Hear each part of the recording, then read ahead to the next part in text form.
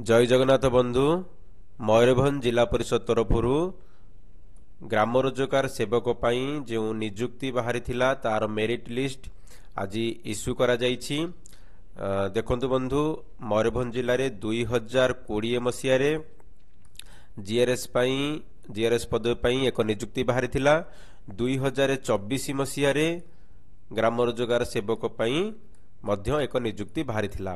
तो 2020 मसीह जो निजुक्ति बाहरी थिला से निजुक्तिर मेरिट लिस्ट आज मयूरभंज जिला परिषद तरफर आसी जाइछि बा डिस्ट्रिक्ट वेबसाइट रे पब्लिश करा जाइछि।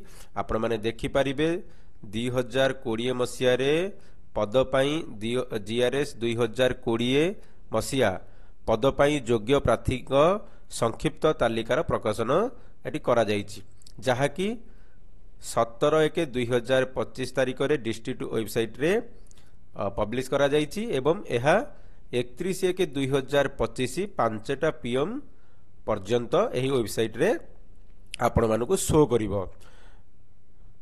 देखंतु बंधु 2024 मसीह रे एक निजुक्ति मध्य बाहरीछि मयूरभंज जिले रे जीआरएस निजुक्ति उपरे, जोटा कि 355 नंबर आमर पोस्ट थिला।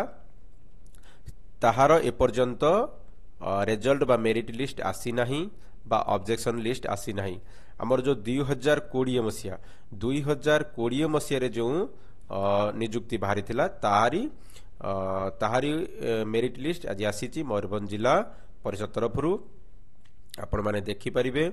एवं 31/1/2025 पर्यंत जदि आपणकर किछि रहुची ऑब्जेक्शन रहुची ताले आपण 31/1/2025 तारिख पूर्वरु रजिस्टर पोस्ट माध्यम रे हो किबा ईमेल माध्यम रे हो किबा आपण निजे जाई सपोर्टिंग डॉक्यूमेंट नै आपण निजे जाई मयूरभंज जिला परिषद रे देखा करिकि आपणकर ऑब्जेक्शन जणाई परिबे, अभियोग जणाई परिबे।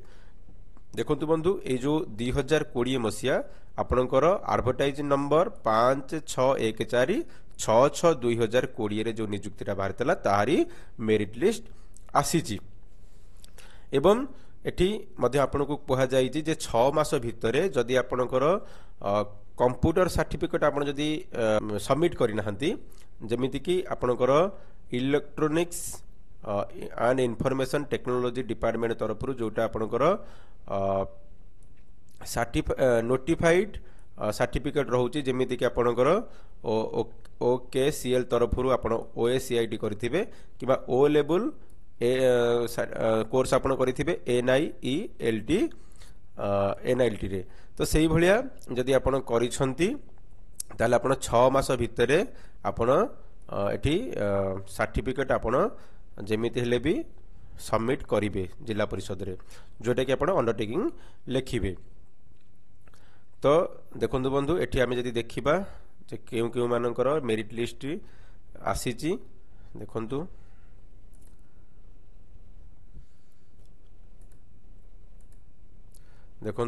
Merit list of GRS candidate under SC category.